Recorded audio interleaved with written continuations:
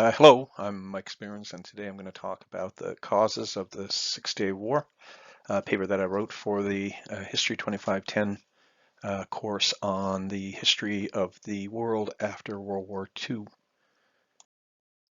So the Six-Day War was the Arab-Israeli conflict that took place between June 5th and June 11th of 1967.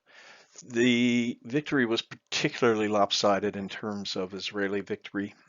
Their strategy was to attack the various air bases of the Arab nations, Egypt, Syria, and Jordan.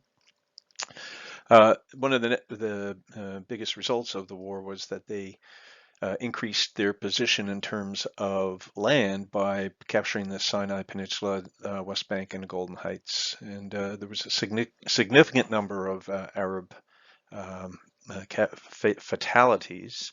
20,000 Arabs died, and we had about 800 Israelis. So it's important, I guess, to look at this from a geographic perspective. We see that one of the results of the war, as I mentioned already, was significant land increase in terms of the expansion of Israel to include the Sinai and other lands. I think this map illustrates that pretty nicely. So the conventional wisdom was that the Israeli were backed into a corner, that they had to take a preemptive strike against the Arab nations because of a number of increased acts of aggression that occurred throughout the months of April and May of 1967. But my intention is to look a little closer at some of these causes, both in terms of the long-term history from the formation of Israel in 1947 up to that war, then to look at some of those acts that the Israelis saw as being acts of aggression that necessitated that strike. And more importantly, the more recent historiography of the causes and the intent for this war, where debate has certainly sprung up around the intention of the various nations. So let's look first at that long-term history from 1947 to 1967. And of course, we start from the position of May 1948 when the State of Israel is formed. We see the map here, which was the partition that the UN resolution had arrived at. And the Palestinian Arabs rejected that solution immediately. Now, we enter immediately into the War of Independence. It should be cited that as soon as the UN resolution was made in November of 1947, there were terrorist attacks by Palestinians against the Jewish camps in Palestine. But on the day following the declaration of the State of Israel, Syria, Iraq, Lebanon, Jordan, and Egypt all invaded. And you can see here in this map a course of the different invasions throughout that territory. One of the key outcomes of this particular battle is that during the strife, about 750,000 Palestinians left what was now the Israeli territory, assuming that there would be a victory on the part of the Arab forces and that would allow them to return. However, that didn't happen. There was an armistice reached in 1949, and now Israel claimed more than, or controlled more than a third of the land that the UN resolution had offered. So as I mentioned earlier, the Palestinians who had left, the 750,000, could not return to Israel. Israel had intentionally put in, through the years, legislation which allowed them to claim land that had once been owned by Palestinians. And we saw the development then of the Palestinian refugee problem. They sprung up in camps throughout Jordan, Syria, and Lebanon. And this essentially also leads to the Palestinian terrorist movement. One other thing that happens throughout the Arab region in the years preceding the Six-Day War is we see the rise of militarism. Immediately following that loss on the War of Independence, for example, the reigning government of King Farouk in Egypt was overthrown by military leaders led by Nasser. There'd been a lot of disillusion on the part of the populace throughout the region, and the military coups were a reflection of that. There was also military coups in Syria, Jordan, and Iraq, and then even militarism within Israel itself. I guess the thrill and elation that goes with victory. The population of Israel was extremely behind the IDF, the Israeli Defense Force, and that gave them a certain amount of power both within government and with the population. So the other thing that has a strong effect on the area at the time was the concept of Pan-Arabism. Nasser, in particular, spoke about the fact that the borders throughout these various countries, whether it's Syria, Jordan, etc., were all just vestiges of colonialism. They were arbitrary in that sense. It was essentially just a history of whatever land claims were able to be made by the French or the British and other nations. So the idea of there being a pan-Arab alliance and to treat the Arab people as one was an idea that ran contrary to the concept of Israel. So that also added to the hostility of the Jewish presence there. We have a number of alliances that were entered into by the various nations, and probably the most notable was the United Arab Republic, which was between Egypt and Syria. So all of this is taking place against the backdrop of the Cold War, and then the support or the alliance allegiance of the United States and the Soviets was an important factor. The key thing about, or I guess the key aspect of the region worldwide was the reserves of oil, of course. And because of that, I guess there were sensitivities in terms of alienating any given nation. The Soviets came out in support of Egypt, even though they initially had provided a number of arms and military equipment to Israel. And while the United States tried to remain neutral through that time, they did eventually align with Israel. So the second Arab-Israeli conflict generally was a result of activity around the Suez and the Suez Crisis. So Egypt nationalized the Suez Canal, even though at that point it had largely been controlled by the French and the UK. And as a result of that, Israel and French and the United Kingdom attacked Egypt. That attack was largely condemned globally by the UN and the United States and others. But finally, peace was brokered by the UN and peacekeeping forces were put in place. Again, we see an Israeli gain in terms of controlling the Strait of Tiran. They did control the Sinai Peninsula immediately following the war, but that was relinquished. So now we move on to May 1967, and prior to May, again with hostility being sort of a constant theme throughout the years preceding 1967, immediately before the month of May, there were specific attacks that had heightened the sense of tension. There was always ongoing Palestinian guerrilla attacks along the Syrian border. And then in November of 1966, Israel attacked Samu, claiming it was a retaliatory attack on a Syrian attack on a mine in northern Israel, but the Israel aggression was condemned internationally again by UN and United States in particular. Then in April of 1967, Israel had shot down Syrian planes that had flown over the demilitarized zone in northern Israel.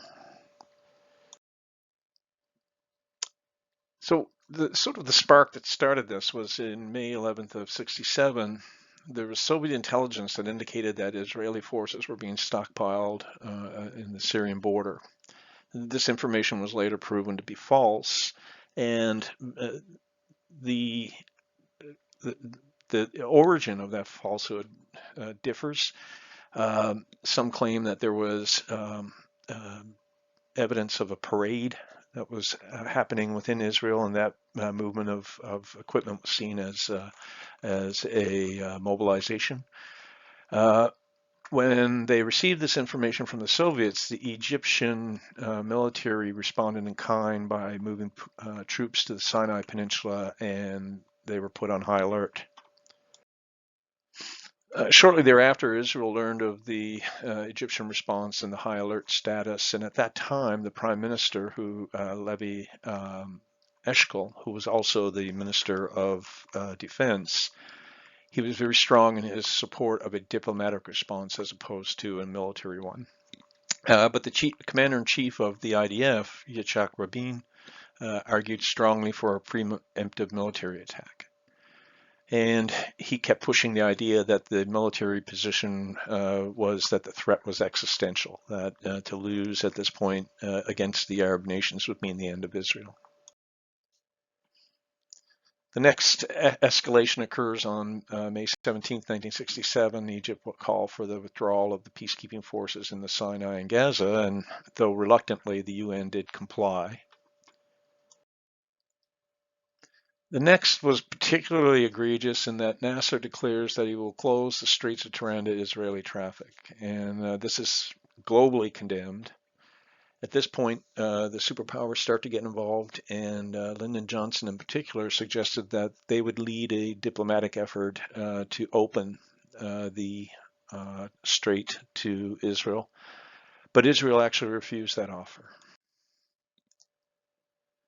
So again, in that last week of May, we see internally the struggle in the decision to go with a military solution for Israel.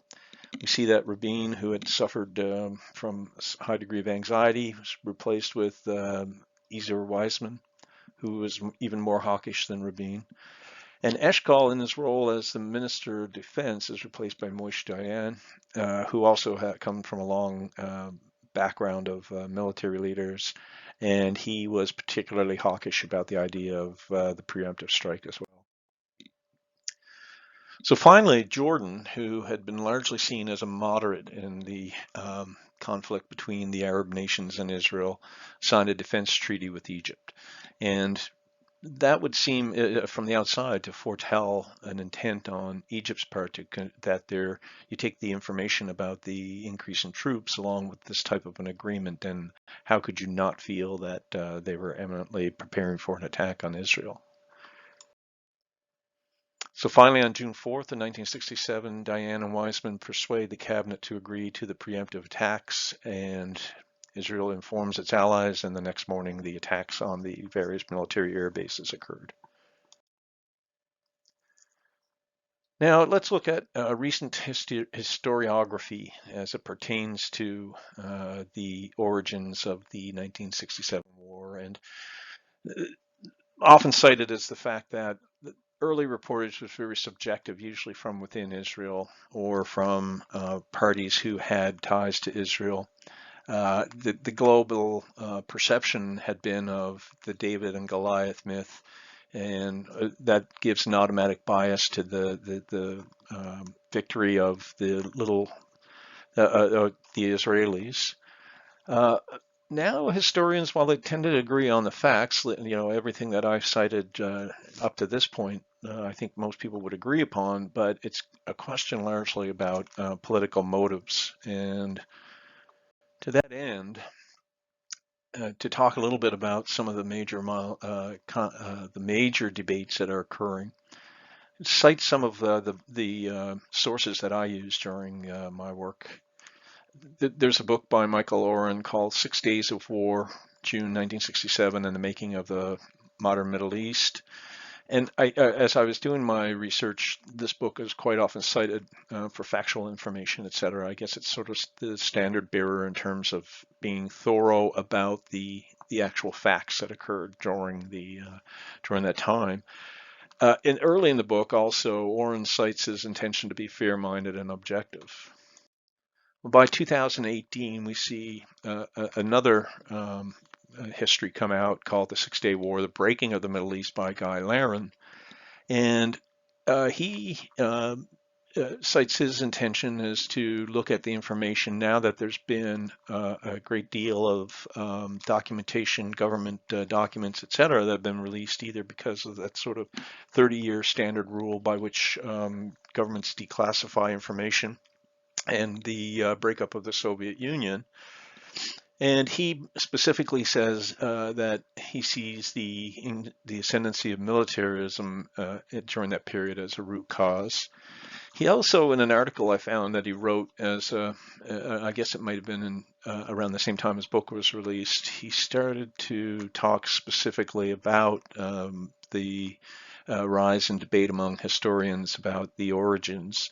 And he specifically points to Oren's book. He mentions the fact that his objectivity was questionable even based upon material in the book itself. For example, Oren was of Jewish descent, and he cites particulars about his own upbringing regarding the justification for a Jewish homeland, etc.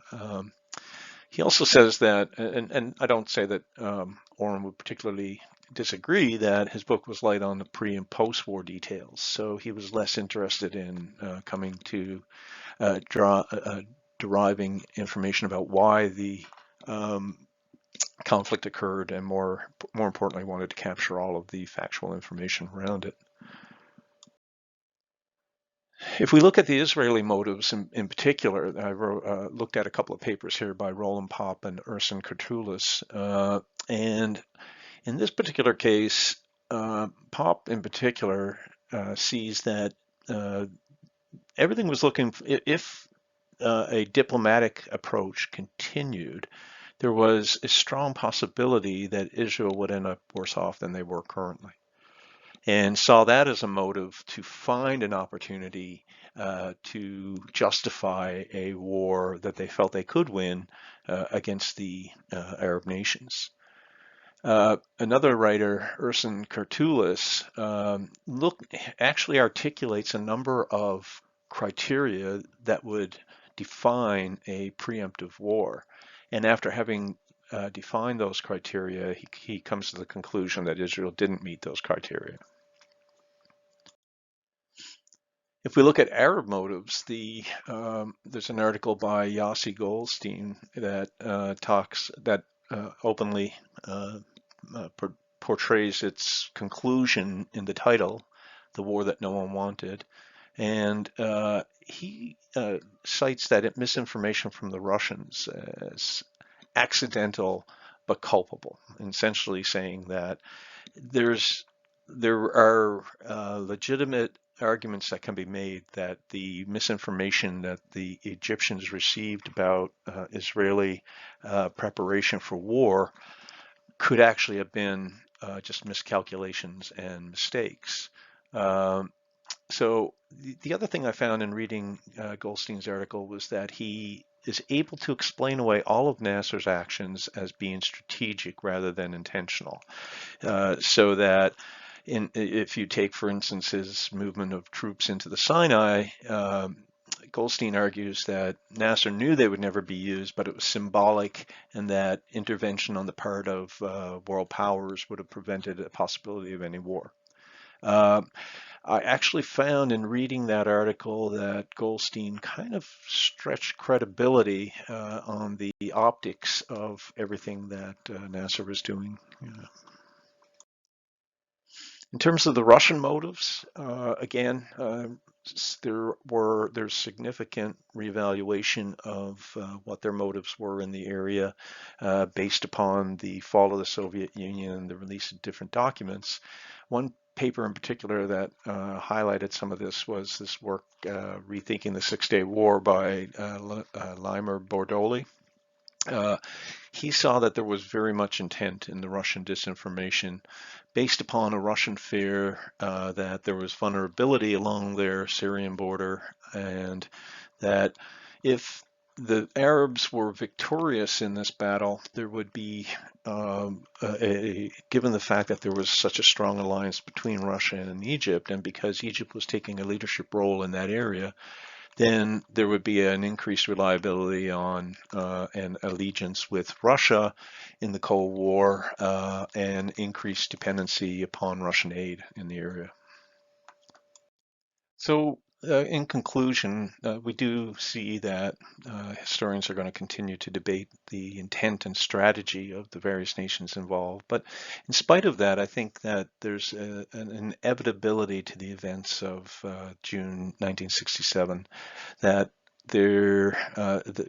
all of the intention aside, given all of the it's a logical conclusion to everything that we see that was done leading up to that point. Thank you very much.